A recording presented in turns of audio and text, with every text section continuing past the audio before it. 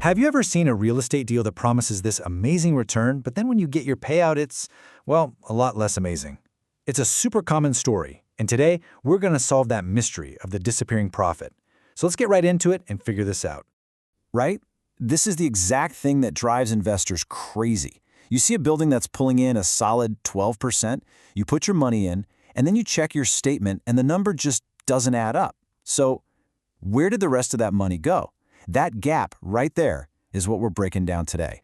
And really, it all boils down to this. There are two totally different stories being told at the same time. The first one is the property return. That's the building's story, how well that piece of real estate is doing all on its own. The second one is the fund return. And that one, that's your story. That's what you actually get after everyone else has taken their cut. So, to really get our heads around this gap, we've got to break down these two very different kinds of returns. Honestly, this might be the single most important distinction to understand when you're looking at a real estate investment. Okay, let's start with a property-level return. You can kind of think of this as the property's wallet. It's just a pure, clean measure of the building's financial health, how much rent is coming in versus what it costs to run the place. This is all about the asset, totally separate from any loans or complicated fund fees. And if you want to know what's in that property wallet, you look at these key metrics. You'll hear terms like net operating income or cap rate. They all just measure the basic economics of the building. Is it full? Are the rents going up? Is it run well? This is the pure, raw performance number. All right, so that's the building's story. Simple enough. But let's be real. That's not the number you actually see in your bank account, is it? So now let's flip over and look at the number that really matters, the fund level return. And this is your wallet. The fund level return is the net number. It's what's left for you, the investor, after the whole machine has done its thing, after all the fees, the debt, and the expenses have been paid out. This is your bottom line. And believe me, a lot can happen on the journey from the property's wallet to yours. So who are these culprits? What's causing this gap? Well, here's the usual lineup. You've got leverage, that's the debt, which can juice up returns but also adds risk. Then you have management fees, of course, carried interest, which is basically the manager's slice of the profits. They often call it the promote. And then you have all the other fund expenses, legal, admin stuff. Even just how long it takes for your money to get invested can create a drag. All right, now for the really interesting part.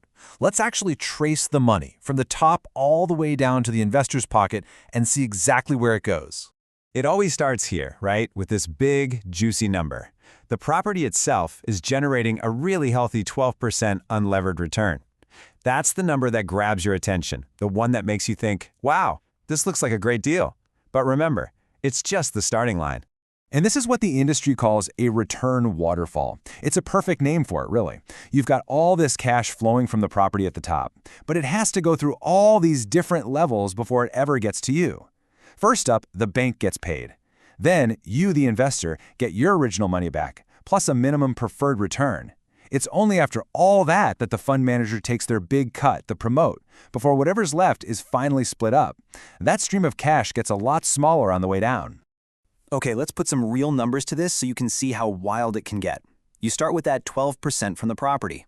Now the manager uses debt or leverage to boost that potential return, so we'll add 4%, which gets us up to a potential 16%. Great. But then the deductions start. We take out the management fee, fund expenses, the manager's promote, and what are we left with? We're right back at 12%. So get this, you end up with the same 12% return you thought you were getting, but the entire boost you got from taking on all that risky debt, that was just wiped out by fees.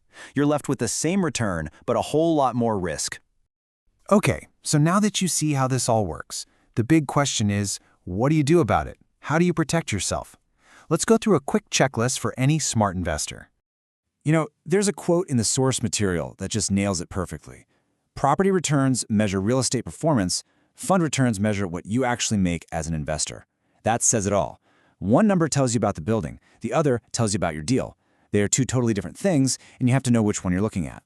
And this is why this distinction is so critical. Look, when returns are high, say 15%, the fees are a slice of a really big pie. It hurts, but you can live with it. But what about a more normal 8% return world?